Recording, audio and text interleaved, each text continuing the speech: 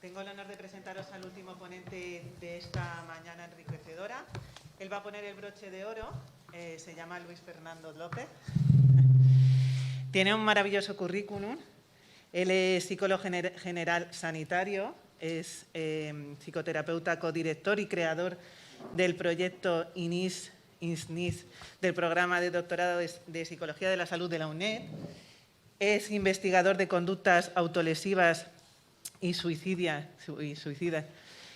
en entornos digitales. Ha realizado numerosos máster.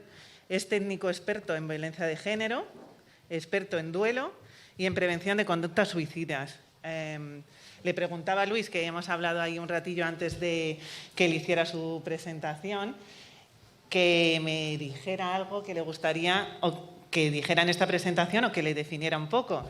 Él me decía, vaya pregunta más complicada, pero él me ha dicho, mira, me gustaría que dijeras que soy una persona que cree fielmente en la humanidad y soy una persona que cree que tanto el duelo, el dolor como el sufrimiento son armas fundamentales para el cambio.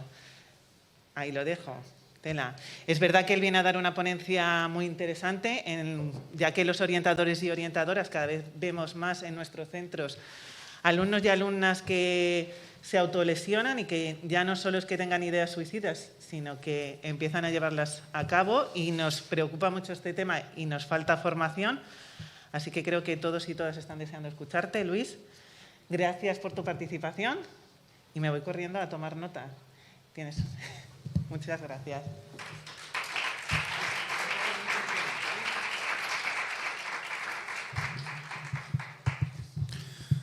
Bueno, buenas tardes a todas, buenas tardes a todos. Lo primero, dar las gracias, ¿no?, a Sergio, dar las gracias a Juanjo, a Poclam, al Centro Regional de Formación del Profesorado de Castilla-La Mancha y sobre todo a vosotras y a vosotros, educadores, agentes, ¿no?, de cambio, de educación y de acompañamiento a nuestra adolescencia, a nuestra infancia tan necesitada de un acompañamiento pues empático, de un acompañamiento cálido, amoroso, inclusivo, con un fuerte carácter de convivencia y con una mirada muy humana hacia el dolor y el sufrimiento. Hoy vengo a hablaros de una realidad dura, presente en las aulas, como es la autolesión y como es el suicidio.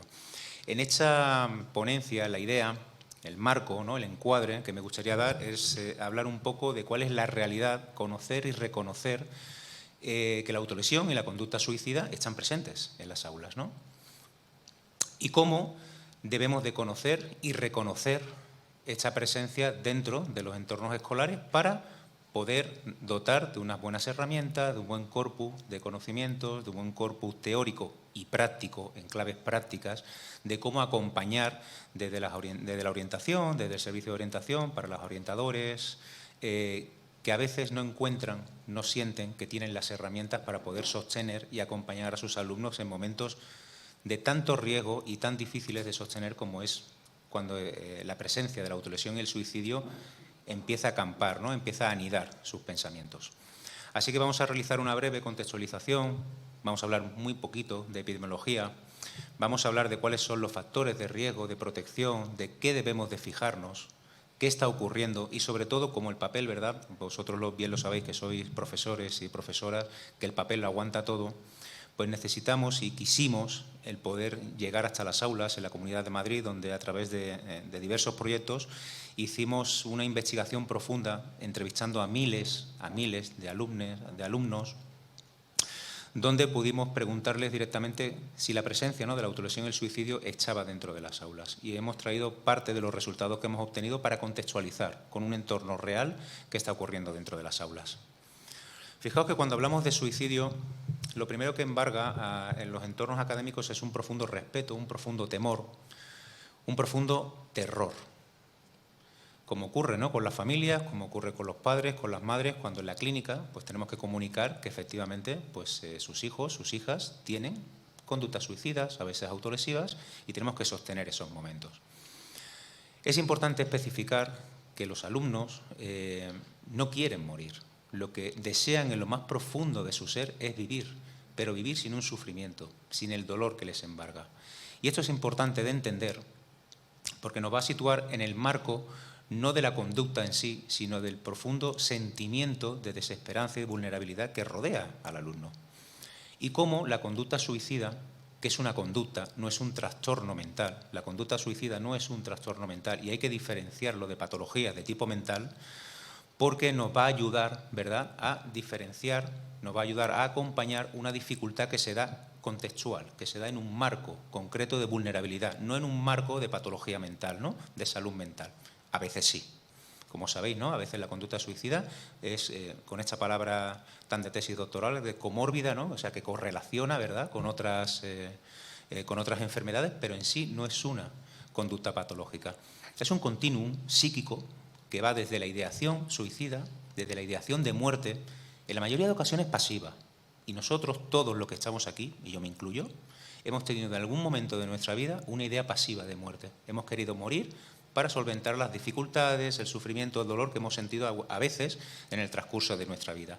Pero es muy diferente cuando esa ideación pasiva de muerte empieza a estructurarse, gestos, una comunicación, hay tentativas de suicidio, hay una planificación de la ideación de muerte. Ahí es donde reside realmente el peligro.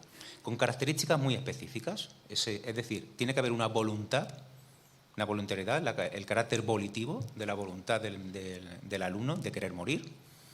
Tiene que ser autoinfligido y tiene que haber una comprensión y una conciencia del término de muerte. Y esto es importante, porque hay muchos alumnos, ya se han datado suicidios en población infantil, 8, 9, 10 años, donde, como bien sabéis, por el momento evolutivo el concepto de muerte aún no está muy desarrollado, el concepto de finitud de la muerte no está muy desarrollado. Y por eso es importante, y lo hablaremos, ¿no?, a lo largo de esta tarde, de las claves prácticas para detectar y cómo sostener y cómo acompañar estos momentos, sobre cómo entienden ellos la muerte y cómo sostener estos momentos para poder derivar y poder contextualizar en los entornos escolares. Pero las tres características principales es que es autoinfligido, no es infligido por otra parte. Tiene que haber una intencionalidad volitiva de querer morir, tiene que haber una voluntad y, sobre todo, tiene que haber una conciencia del término de muerte, irreversibilidad del término de muerte. El suicidio en España, tenemos los datos de 2020 y fijaos que las características, hemos batido los récords en suicidio desde que se tiene en registros históricos, aproximadamente pues más de 30 años, desde que se empieza a datar el suicidio como tal, y a todas luces infradatado. En el año 2020, porque el INE, el Instituto Nacional de Estadística, nos da los datos de 3 años atrás aproximadamente, porque muchos de los casos que todavía no están datados como suicidio están judicializados. Como bien sabéis, hasta que no se termina la investigación no se puede datar que el suicidio se ha podido consumar. Pero fijaos que en el año 2020 ya nos dieron las cifras de que había 3.941 muertes por suicidio. Hemos batido tristemente todos los récords en datos de suicidio. Y están infradatados, porque muchas de las muertes que se producen por suicidio no están calificadas, no están consignadas como suicidio. Hay muchos suicidios, precipitaciones, accidentes de tráfico, ingestas medicamentosas, accidentes, que son catalogadas como otros tipos de muerte, que no se han podido confirmar que hubiese sido un suicidio, aunque a todas luces, ¿verdad?, sabemos por la contextualización que es un suicidio. Y en el mejor de los casos, estas cifras, en el mejor de los casos, pues se podrían multiplicar por 2 o por 3. O sea que estaríamos hablando de 8.000 o 9.000 muertes por suicidio al año, sin contar con las cifras datadas que tenemos de 70.000 o 80.000 tentativas de suicidio que hay a lo largo de un año. Fijaos que hay una clara diferenciación por cuestión de género, donde parece que los hombres, los chicos, se suicidan 3 veces más que las mujeres, ¿no? De 3 a 1. Cada 3 hombres que se suicidan, se suicida una mujer, suicidios consumados. Pero esto es una cuestión que nosotros llamamos la paradoja del género. Y me diréis, bueno, ¿y qué es esto de la paradoja del género? Fernando, ¿de qué estáis hablando, no? Parece ser que los hombres se suicidan más que las mujeres, pero no es así. No es así. Las mujeres hay tentativas de suicidio 3 veces más que los hombres. Lo que ocurre es que los hombres utilizan métodos más letales para intentar consumar su propia muerte. Es decir, que a igualdad de métodos, en el 100% de los casos, habría el triple de muertes de mujeres que de hombres. Por tanto, también es importante especificar esta cuestión. Bueno, no voy a hablar, ¿no?, de cuáles son estas estadísticas, porque no es el marco de esta ponencia, pero sí fijaos, ¿no?, que otros fenómenos de importancia social en los cuales se dotan de importantes partidas presupuestarias, de importantes, aquí hemos hablado de recursos humanos, materiales, de la implicación, ¿no?, del Ejecutivo, de la implicación, ¿no?, de los organismos, de las instituciones, en otros fenómenos como los accidentes de tráfico, la violencia de género, pero fijaos que el suicidio en este año triplica los accidentes por muerte de tráfico, es 14 veces más que todos los homicidios que se producen al año en España y es 85 veces más que todas las muertes por violencia de género que se producen. Y es un fenómeno fuertemente silenciado y estigmatizado. Y eso, evidentemente, como vosotros sabéis, no contribuye, ¿no?, a su prevención y a la visibilidad que se necesita, sobre todo en un entorno tan vulnerable, tan importante y tan carenciado de fuentes de apoyo y de apego importantes como son dentro de las aulas. En 2020 se quitaron la vida 300 jóvenes, de entre 15 y 29 años. Y fijaos que se quitaron la vida 14 niños, 14 niñas menores de 15 años, muchos de ellos en entornos escolares. Fijaos la importancia de este hecho porque recientemente la Organización Mundial de la Salud y lo que nos dedicamos a la investigación, lo que dedicamos, ¿no?, a acompañar a estos chicos, a estas chicas desde la clínica, desde entornos escolares, formando, intentando estar con vosotras, con vosotros, ¿no?, intentando dotar de herramientas para sostener estos momentos, encontramos que se ha convertido en la primera causa de muerte no natural en población infantojuvenil. Primera causa de muerte no natural de población infantojuvenil y adulta. Los métodos que más se utilizan, pues precisamente son el ahorcamiento, la sofocación, la estrangulación, la precipitación desde lugares elevados, que correlacionan, y aquí se ha dicho, con la importancia de la influencia que las nuevas tecnologías de información y comunicación, los retos virales, las redes sociales, los grupos de mensajería, influyen en este tipo de conducta, como retos o desafíos donde ellos se sienten integrados, se sienten pertenecientes a un grupo, se sienten reconocidos, vistos, queridos, pero influenciados por una suerte de compañías que hacen, a veces de la enfermedad mental, del sufrimiento, del dolor, una señal de identidad con el que perpetúan y con el que desarrollan conductas tan autodestructivas como son las autolesiones y como es el suicidio. Y más que el suicidio, lo que está muy presente en las aulas es la autolesión. La autolesión es la gran, ¿no?, es el gran must-have que existe dentro de las aulas, muy oculta y también muy estigmatizada, pero con una prevalencia muy alta dentro de las aulas. Y fijaos que es importante aquí diferenciar dos puntos de vista, que es la autolesión con intencionalidad suicida y la autolesión sin intencionalidad suicida. Cuando la autolesión aparece en las aulas, las orientadores, el equipo directivo, los propios padres se preguntan ¿por qué? ¿Por qué mi chica, por qué mi chico, por qué mi alumno se está autolesionando?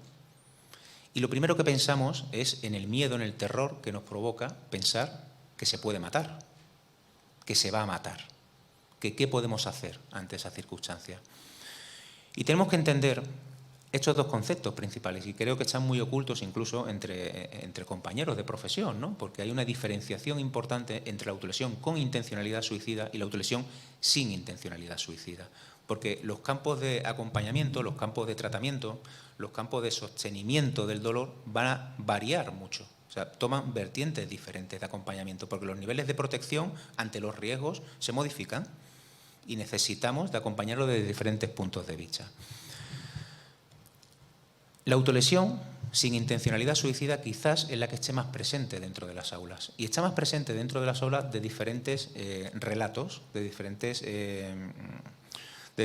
conductas, como pueden ser las quemaduras, el morderse, el arrancarse costras, el cutting, ingerir objetos, arrancarse el pelo, el tallado corporal, los tatuajes, muy presentes.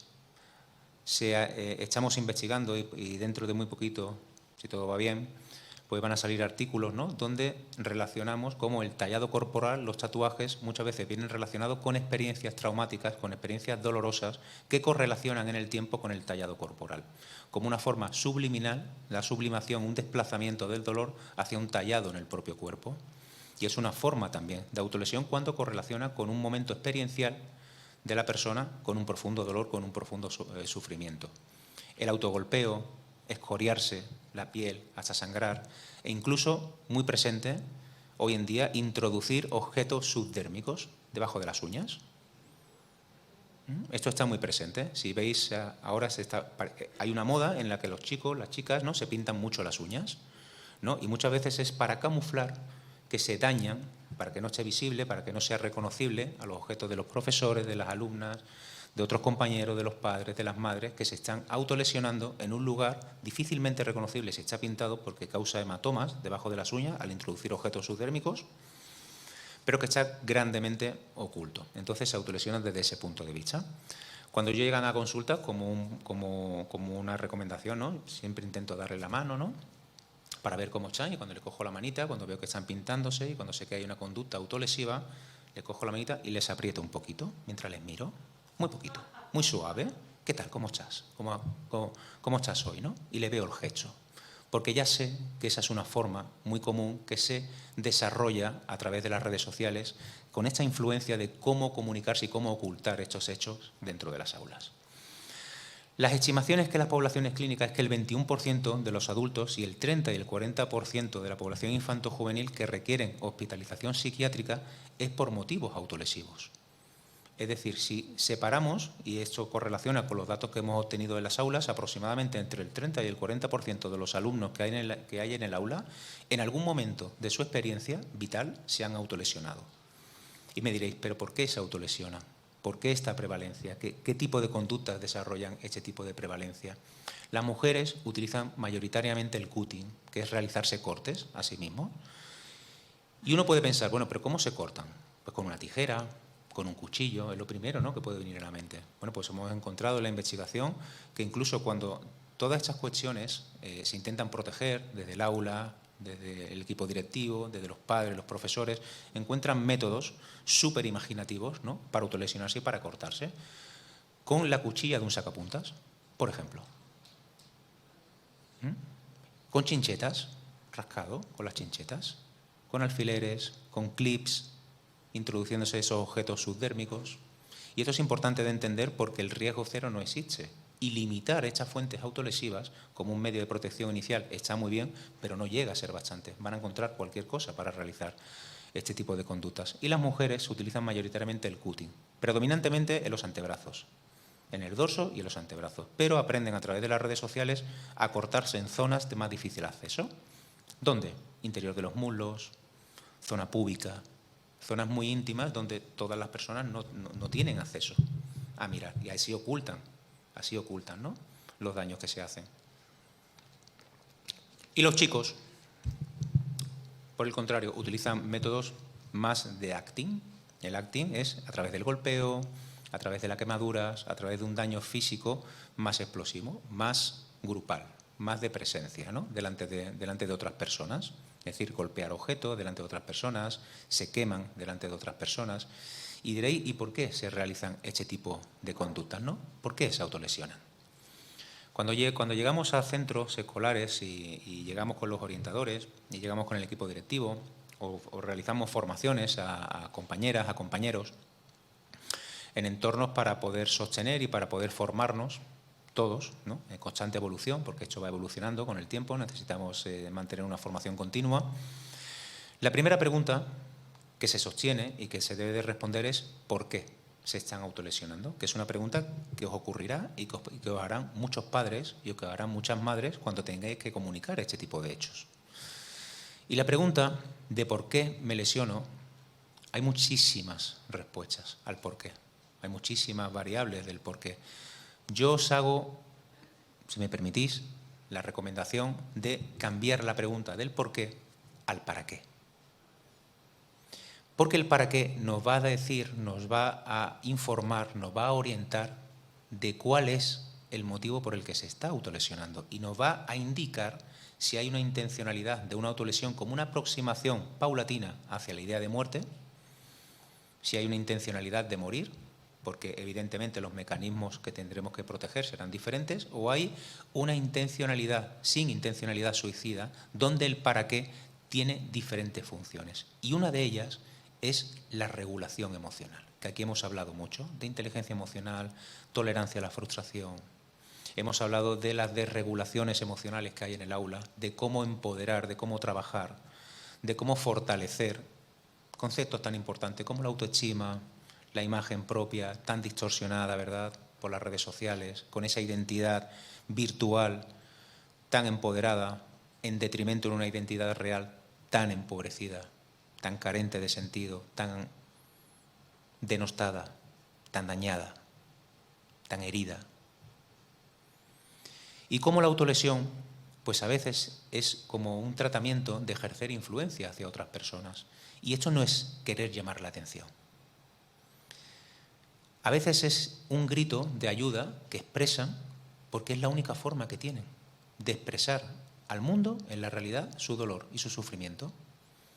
Muchos padres, muchas madres dirán, es que está tratando de llamar la atención. Y tenemos que aliarnos con las familias. Ellos tienen que entender, y yo se los devuelvo de esta forma. Digo, qué triste, qué pena que vuestra hija, vuestro hijo, tenga que hacerse daño para intentar llamar la atención. Y se les devuelve, ¿no?, su parte de responsabilidad en la alianza que se debe de establecer con equipos directivos, con la orientación para poder paliar estos problemas. A veces se realiza como un autocastigo propio, como una sublimación, ¿no?, como una interiorización del dolor que no pueden expresar hacia afuera y lo hacen a través de su propio cuerpo para regular la ansiedad, la angustia que sienten, como una estrategia antidisociación cuando hay trauma complejo, abusos sexuales, agresiones de tipo sexual, donde hay una disociación emocional. La autolesión es un modo de anclaje al presente, vuelven al presente, como una estrategia antisuicidio. Y diréis, pero Fernando, ¿cómo es esto de una estrategia antisuicidio, la autolesión? No entiendo, me confunde. ¿Qué significa eso de estrategia antisuicidio? Y yo se lo explico a los padres, a las madres, a los compañeros, de esta forma, ¿no?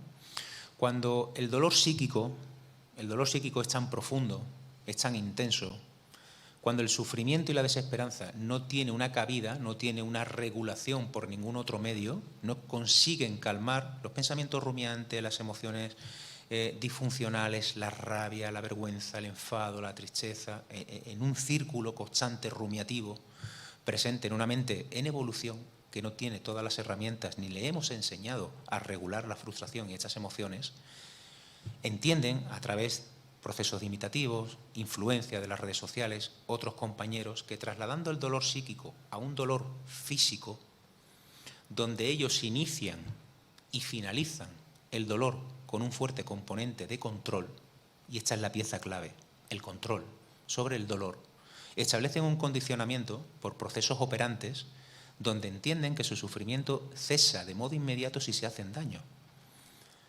Y es cierto, lo neutralizan. Es un método anestésico, inmediato. Y lo entienden muy bien.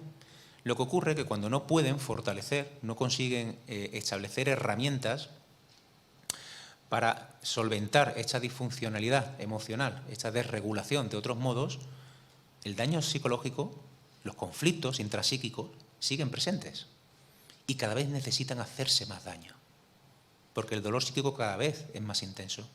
Aumenta la frecuencia, aumenta la intensidad. Y muchas de las muertes que se producen no son suicidios, son autolesiones tan graves que han provocado la muerte, pero no había una intencionalidad suicida. ¿Veis la diferencia? Y muchas veces por una búsqueda de sensaciones también. Necesitan experimentar en esta adolescencia tan impulsiva, tan de la imagen, tan en esta dictadura del like, en esta dictadura, ¿no?, de la presencia desde la red, pues la búsqueda de sensaciones también es una señal de identidad que ellos fortalecen. Y fijaos que estamos hablando subliminalmente, ¿no?, entre líneas, ¿verdad?, de factores de riesgo, de factores, ¿no?, de la necesidad de factores de protección, en ese equilibrio que tenemos que tener, ¿no?, entre la detección de factores de riesgo que se tengan que dar, de factores de protección que tenemos que empoderar si no existen, que tenemos que fortalecer, que tenemos que buscar, que tenemos que dotar desde las aulas, en la medida de nuestras posibilidades, ¿verdad? La limitación también está presente, también existe. Y la detección de factores precipitantes, ahora mal llamados factores detonantes, ¿no? No hay un factor detonante único y exclusivo porque un chico se autolesiona o piensa en el suicidio. Hay factores que precipitan la acción, momentos de fuerte vulnerabilidad, ¿no?, episodios que ocurren justo en el momento que provocan la precipitación posiblemente a una conducta o una ideación que ya se estaba elaborando de mucho antes. Y tener en cuenta esta serie de factores de riesgo y de protección nos van a ayudar, ¿verdad?, a poder focalizar hacia dónde mirar. Porque si sabemos hacia dónde mirar, podemos entender el para qué realizan este tipo de conducta o el para qué están pensando en la muerte como un medio para solventar este dolor.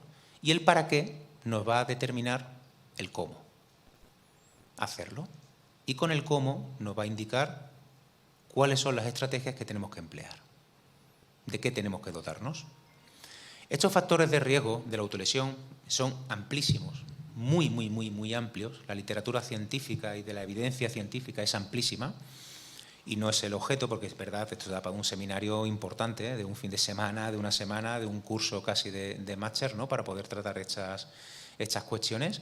Pero tenemos que tener en cuenta dos conceptos principales: que la conducta suicida y autolesiva es multifactorial, depende de muchísimos factores biológicos, psicológicos, sociales y yo añadiría tecnológicos, y además es multidimensional. Influye en muchas dimensiones de la persona, incluso en la trascendental. Los componentes de creencias también sobre otras esferas de la vida. Y entender esta complejidad nos va a indicar, sobre todo en el contexto escolar, que es donde estamos, ¿no? He intentado circunscribir el marco de esta ponencia al entorno escolar, porque es realmente el que nos ocupa en este momento, para determinar cuáles son estos factores de riesgo que se dan casi siempre de forma muy presente en las aulas. La autolesión está muy presente en edades entre los 10 y los 12 años, se inician entre los 15, los 16, los 10 o los 12 años, es cuando se inician este tipo de conductas, con dos fuertes características de rasgos de personalidad. Uno de ellos es la impulsividad, que es muy presente y realmente peligrosa, porque en la adolescencia se puede pasar de la ideación suicida sin haber una planificación. La planificación es, para que me entendáis, el cuándo, el dónde, el cómo y el para qué lo hago. Si todas esas preguntas están respondidas, hay una planificación y el riesgo suicida se eleva exponencialmente, porque hay una planificación acerca de cuándo morir, de cómo lo voy a hacer, del para qué lo voy a hacer y dónde lo voy a hacer. Hay una estructura que sostiene la ideación. No es una ideación pasiva, ¿verdad?, como hemos hablado al principio. Y la impulsividad, por un factor precipitante de mucho dolor, puede hacer que de una simple ideación pasiva de muerte, con esta característica adolescente de impulsividad, pues directamente pueda pasar a una tentativa de suicidio o a un suicidio consumado. Y es importante tener en cuenta y evaluar, cuando podáis hablar con vuestras chicas, con vuestros chicos, si el componente impulsivo está presente. La falta de regulación emocional. No puede regularse cuando está triste, cuando está rabioso, cuando siente odio, cuando está enfadado. No consigue regularse, se mantiene mucho tiempo en ese espacio, aunque el contexto y el acompañamiento de otras figuras le esté acompañando de la forma adecuada, pero no consigue regularse, se mantiene. Sube en intensidad, no se mantiene. Con factores psicosociales tan importantes como son, y vosotros lo sabéis bien de primera mano, el acoso escolar, el bullying, las agresiones, los abusos sexuales tan presentes en una sociedad adolescente muy sexualizada, con el componente tan disruptivo, tan hiriente del porno desmesurado que consumen a edades tan tempranas, que desvirtualizan sus relaciones, la intimidad, ¿no?, el apego, las relaciones disfuncionales con los padres, en la mayoría de ocasiones muy ausentes, por motivos laborales, por diversos motivos, ¿no? Pero quizás el motivo económico y el motivo de la ausencia que nos ha provocado también el contacto con esta terrible pandemia que todos vivimos, pues evidentemente ha creado muchas disfuncionalidades dentro de la familia, también están muy presentes. y el sentimiento de rechazo y de abandono social. El no sentirse integrados en una realidad que no les acoge, en la que no se sienten queridos, en la que se sienten abandonados, y encuentran en Internet, encuentran en las redes sociales un lugar donde se sienten parte de algo, se sienten integrados, con grupos, en la mayoría de ocasiones, funcionales, que les ayudan a sostener su dolor, pero también con espacios muy oscuros, como vamos a ver en los talleres de esta tarde,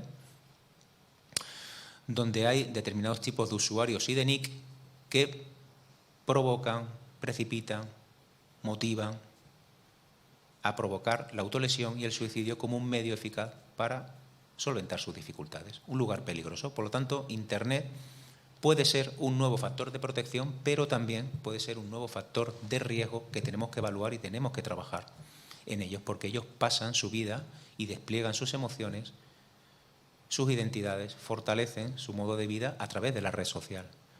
La red social, Internet, está inserta dentro del ADN de nuestras niñas y de nuestros niños. Obviarlas o no tenerlas en cuenta para trabajar todas estas cuestiones es un grave error. Un grave error. Y una de las propuestas con las que estamos trabajando es intentar hacer grupos seguros dentro de los colegios, como un espacio, una intranet, ¿verdad?, donde poder trabajar estas cuestiones, ¿no?, y poder desplegar todo esto que vamos a hablar a lo largo de la tarde, precisamente como factores de protección. Fijaos que los factores de riesgo del suicidio en adolescentes, pues eso es una movida, ¿verdad? O sea, esto tenerlo en cuenta en 15 minutos que hablamos con nuestras chicas, con nuestros chicos, ¿no? Esto es una movida, ¿no? Esto, en población clínica, bueno, pues esto se va evaluando a través, vosotros bien lo sabéis, ¿no?, a través de evaluaciones, a través de entrevistas, modo empático, cálido, calmado, sin prisas, ¿no? Intentando aliarnos con ellos, bueno, con tranquilidad, mientras vamos evaluando estas cuestiones, mientras vamos protegiendo y sosteniendo posibles riesgos.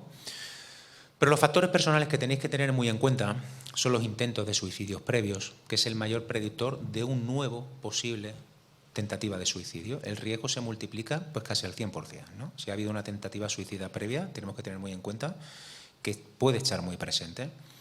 Y sobre todo, tener en cuenta que después de una alta hospitalaria por ingreso, por tentativa suicida o autolesiva, el riesgo exponencial se multiplica por 5 durante los 5 o los 10 primeros días.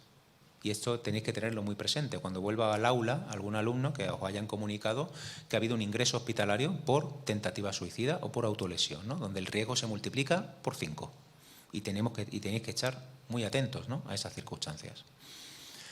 Psicopatologías previas. Os he subrayado, como veis, ¿no?, un poco lo que es fácilmente, ¿no?, bueno, fácilmente, entendedme, ¿verdad?, que más o menos podéis intuir en una conversación de 15-10 minutos. El resto, bueno, pues se tendrá que ir elaborando en la historia clínica o en el historial, ¿no?, académico del alumno. Si hay psicopatologías previas, si hay abuso de sustancias muy presentes, los porros, ¿no?, si puede haber algún tipo de consumo de sustancias de tipo alcohol, muy presente también en la adolescencia, ya casi más cercana también a la infancia, ¿no?, empiezan a consumir alcohol y drogas, 11, 12 años, 13. Tener en cuenta si ha habido autolesiones físicas anteriores, la depresión, que es un factor importante que vamos a tratar esta tarde también. La depresión es un factor que correlaciona de forma muy significativa con las tentativas suicidas y con la autolesión. La desesperanza. La desesperanza es la incapacidad de poder ver soluciones cercanas, plausibles, con competencia, con autoeficacia para resolver los problemas. No son capaces de ver alternativas, están en modo túnel, visión túnel hacia el problema, sin poder ver ningún tipo de solución. Y fijaos que los chicos y las chicas son creativos, ¿eh? O sea, que ellos buscan y tienen creatividad para poder hablar, bueno, hablan de todo, ¿no?, pero para la creatividad están a la orden del día. No son capaces de crear alternativas a sus problemas. Ahí hay un punto de desesperanza. Una pregunta que podríais hacerle. Bueno, ¿y tú cómo crees que podría solucionar estos problemas? ¿Qué harías? Ellos no hablan de sí mismos y aquí se lo han comentado los compañeros, ¿no? Les resulta muy difícil. Bueno, si este problema le pudiera pasar a otro compañero, ¿tú qué harías, no? Que puedan salirse de sí para poder proyectar en otras personas posibles soluciones. Si no las hay tampoco, la desesperanza está presente. El acceso a métodos letales, factores familiares como el excesivo perfeccionismo, en muchos alumnos lo veréis, ¿no?, un excesivo perfeccionismo, una exigencia académica importante, la pérdida repentina y traumática de personas significativas, el duelo en el que nos ha situado esta maldita pandemia, la incertidumbre, la frustración sobre el futuro, el presente, las pérdidas, la pérdida en el apego, en las relaciones, la forma en la que estamos construyendo en esta época post-pandemia o pandemia. No estamos ni en post-pandemia, estamos todavía en plena pandemia, en pleno duelo. El aislamiento social en el que nos ha situado la pandemia como factores sociales, la muerte, a veces los duelos congelados en lo que nos ha situado la muerte por la COVID, las rupturas de pareja, muy importantes tenerlas muy presentes. Una ruptura de pareja en estas edades, bueno, recordad vosotros, ¿no? Y yo mismo, cuando estábamos en estas edades y nos dejaban, ¿no? O nos rompían el corazón. A mí me lo rompieron mucho, ¿no? Y me imagino que a vosotros también, ¿no? Y cómo nos sentimos en ese momento, ¿no? Que en el que pensábamos que ese dolor y ese sufrimiento que sentíamos, ¿verdad? Pues pensábamos que no iba a acabar nunca, que iba a ser siempre así. Y estos son dos pensamientos distorsionados que están siempre presentes en mentes en maduración en los adolescentes. Uno, que lo que sienten en ese momento nunca va a terminar, ese dolor siempre va a estar presente, y ante un dolor y un sufrimiento que ocasiona una suerte de movimientos, a veces muy disfuncionales en su contexto, pues sienten y empiezan a idear que el mundo, sus amigos, el futuro es incierto en esta tríada cognitiva, ¿no? de la depresión, empiezan a sentir que el mundo estaría mejor sin ellos y empiezan a anidar pensamientos autolesivos y suicidas como formas de autocastigo, ¿no? A esa merma importante en el autoestima. El bullying y el ciberbullying, bullying y ciberbullying, es decir, no son excluyentes, son incluyentes, incluyen a los dos, el bullying que se da en contextos presenciales y el ciberbullying que se da en 24/7 dentro de los entornos multimedia. El rechazo de los compañeros, el aislamiento. Aquí hemos hablado, lleváis hablando toda la mañana de inclusión, convivencia, el aislamiento, ¿no? La estigmatización, el rechazo hacia la diferencia, en vez de entender la diferencia como una riqueza a la diversidad y entenderla como una oportunidad de construir otros espacios alternativos, fructíferos, nutritivos. Entender la diferencia, ¿no? Como un espacio nutritivo para construir espacios diferentes, la inclusión y la convivencia. Y esos son fuertes factores de riesgo. Los factores de protección, yo diría que el más importante de todos, el que yo más he entendido en la clínica, el que más intento cultivar, es el sentimiento de que ellos se sientan queridos, se sientan importantes, reconocidos, acompañados en su dolor, en su sufrimiento, sin prisas, de forma calmada, que puedan explorar, que no se sientan vulnerables, mientras dotamos esta autoestima muy mermada, mientras fortalecemos las habilidades sociales y de comunicación, la capacidad de expresar fuera del mundo simbólico de las redes sociales, a través de memes, a través del mensaje simbólico de WhatsApp. Ahí ellos se comunican muy bien, pero son nuestros chicos y nuestras chicas, y permitidme la expresión, pero son auténticos analfabetos emocionales a la hora de poder expresarse. Ellos sienten cosas, pero no saben dotarla de palabras. Les cuesta mucho dotarla de palabras, pero en el mundo simbólico de las redes lo hacen a la perfección. A través de memes, a través del mundo simbólico. Por eso es importante cultivar, ¿no? Las habilidades sociales y comunicación que puedan expresarse, que puedan dotar de contenido. En el contenido curricular, que el medio de expresión y de la palabra, que vosotros evidentemente bien sabéis lo hacéis, ¿no? Pero es importante dotar de palabra. La palabra tiene un poder importante, tiene un poder constructor, ¿no? Y destructor, pero fuertemente constructor. Establecer buenas relaciones interpersonales, el apoyo social, de calidad, de consistencia, el sentimiento de pertenencia. Y esto se cultiva a través de un sentido de sentirse queridos. La pertenencia tiene sentido cuando nos sentimos queridos.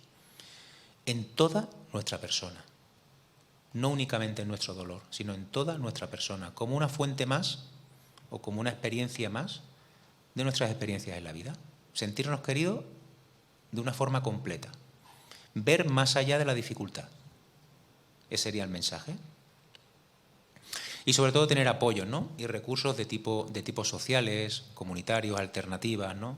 Lo que venimos un poco hablando aquí, ¿no? Tenemos que dotar de herramientas materiales, humanas, de protocolos, estructuras, formación. No tenemos formación para saber tratar estos asuntos, porque producen un profundo terror terror y necesitamos formación, al menos para saber qué hacer al principio, cómo sostener estos momentos. Como orientadores, vosotros no podéis tratar de una forma completa lo que ocurre en las aulas cuando la autolesión y el suicidio están presentes, pero sí necesitáis formación de cómo acompañar esos primeros momentos mientras dotamos de recursos y apoyamos el trasvase hacia otros lugares donde se le pueda tratar de una manera clínica, comunitaria, social. Y eso es importante, ¿no? Que lo reclaméis, que peleéis por una formación básica y específica ante la autolesión y el suicidio, porque está presente dentro de las aulas.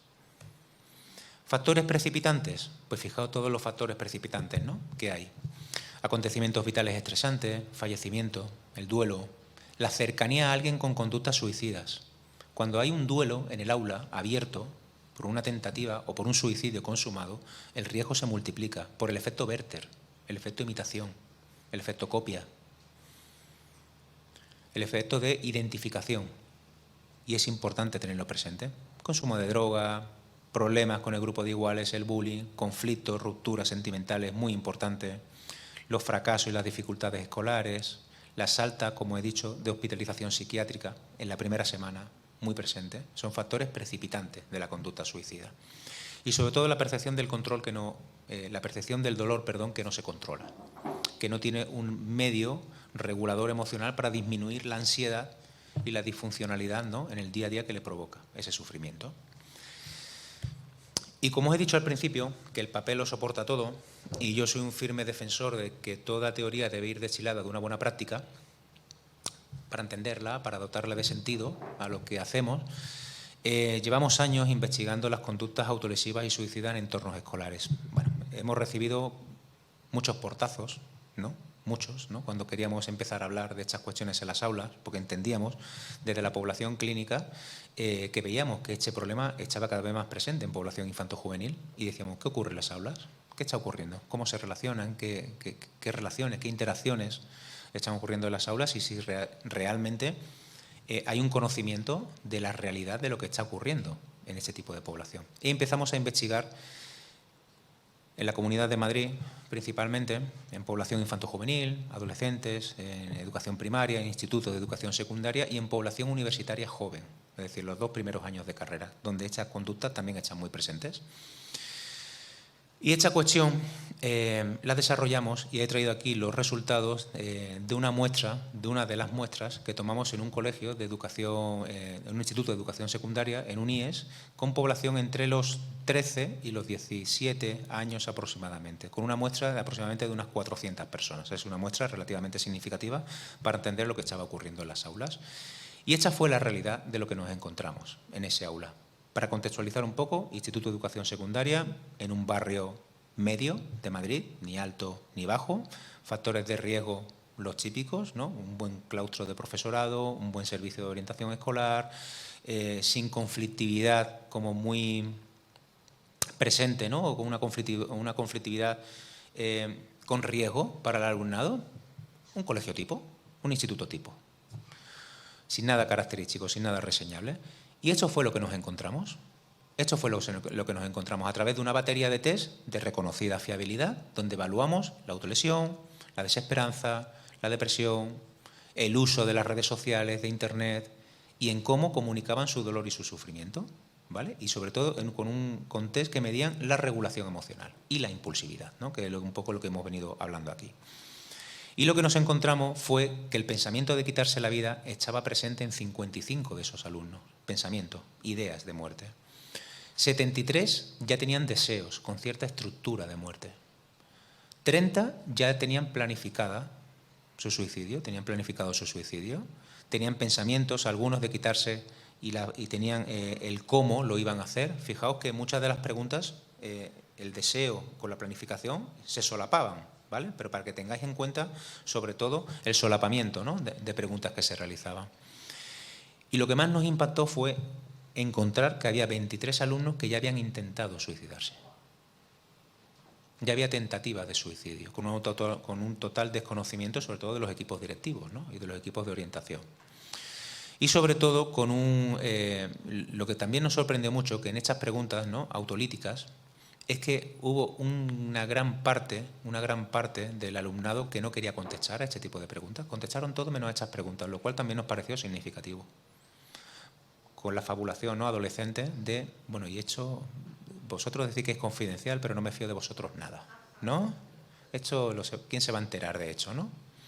Entonces no deseaban contestar, contestaron a todos menos a eso, y nos pareció también muy significativo. Y fijaos la autolesión en ese aula.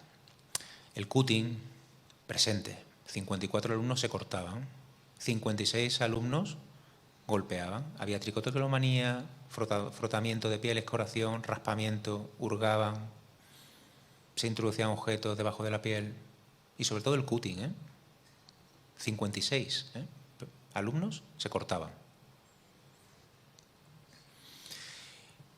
Y quisimos entender cómo Internet estaba influyendo en este tipo de conductas, porque evidentemente sabíamos que si no se comunicaba en el medio presencial, sabíamos y sabemos que se comunican por el medio virtual. Y es que el 62% de estos alumnos habían buscado información de la autolesión y el suicidio en Internet. El 52% había compartido su pensamiento de hacerse daño en Internet. El 40% se había sentido tentado a hacerse daño después de haber visto contenidos autolesivos y suicidas en Internet. Habían buscado ayuda en un 42% y habían compartido su pensamiento, su dolor y su desesperanza a través de la red. Es decir, no es que haya un silencio, no es que lo oculten, es que no lo están haciendo en el entorno tradicional del cara a cara, pero sí lo están haciendo a través de las redes sociales, a través de Internet, de foros, de salas, de chat, ¿no?, ocultos muchas veces, ¿no? Hemos escrito artículos sobre estas dinámicas, ¿no?, que bueno, que se lo pasaré a Juanjo y se lo pasaré a Sergio, ¿no?, para que podáis ampliar información en este aspecto. Y cómo el uso de estas tecnologías, pues fijaos, ¿no?, que de una forma... es que la investigación fue muy extensa, ¿no? Tuvieron varios vértices y os animo, ¿no?, a que podáis leerla para ver la complejidad, ¿no?, de lo que estamos hablando. Pero para situar de un modo sencillo es que el 36% de las personas que se habían lesionado y que habían pensado en el suicidio habían compartido esa necesidad de hacerse daño o ese pensamiento de muerte a través de Internet. Es decir, Internet como un mecanismo y una herramienta de detección temprana de lo que está ocurriendo. Utilizar las nuevas tecnologías como aliadas en la prevención que podemos hacer desde los entornos escolares.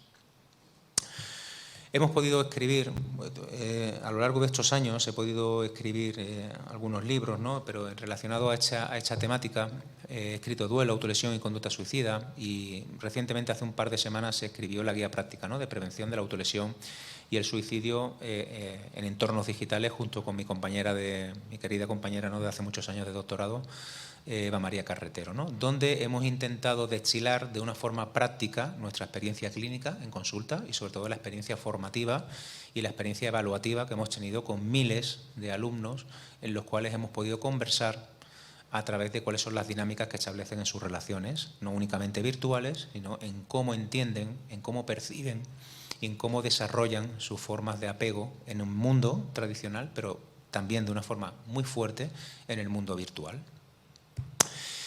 Y como esto da para un seminario, ¿verdad?, porque aquí podríamos estar hablando de esta cuestión por muchísimo tiempo, ¿no?, pues creo que esta primera parte se ha contextualizado bien cuál es la importancia de lo que está ocurriendo, se ha contextualizado bien qué está ocurriendo dentro de las aulas, y esta tarde he intentado, y voy a intentar, de verdad, con todo mi corazón, voy a intentar aportar herramientas muy sencillas, muy prácticas, muy del día a día, para poder sostener estos momentos cuando ocurra en las aulas, cuando una chica, cuando un chico, cuando nuestras niñas, cuando nuestros niños vengan, expresándonos que sienten la autolesión y el suicidio como un mecanismo, como una herramienta, o que piensan en ellos para solventar este dolor. Por supuesto, ahí tenéis mis medios de comunicación, ¿no?, mis correos, bueno, pues los medios que podéis comunicarlo. En la web tenéis también mi teléfono, ¿no? Y, por supuesto, yo siempre contesto. A veces no contesto con toda la rapidez que me gustaría, ¿verdad?, pero yo siempre contesto. Entonces, ahí me tenéis disponible y, por supuesto, que afortunado de estar con vosotros y poder acompañaros también a que sepáis, ¿no?, y a que podáis fortalecer el poder acompañar también a vuestros alumnos. Así que, pues muchas gracias para todas, a todos por la atención.